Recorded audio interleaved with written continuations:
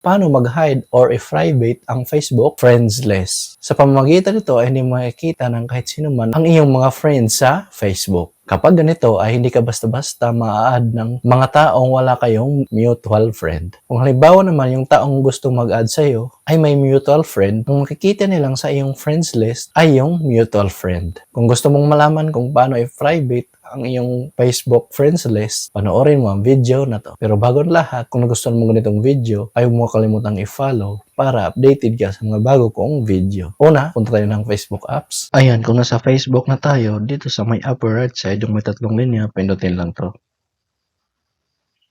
Then, scroll up. Pindutin itong settings and privacy. Pindutin itong settings. Then, scroll up.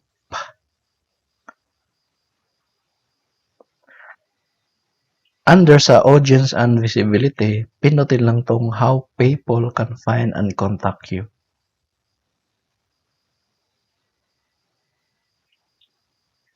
Ayan, so dito makikita ang who can see your friend list. So, nakalagay dito ay public. So, ibig sabihin, kahit hindi mo friends sa Facebook, ay makikita na yung friends mo. So, babaguhin lang natin to. Pindutin lang tong arrow katabi ng public. Ayan, so ilagay natin sa only me. Ayan, so naka-only me siya.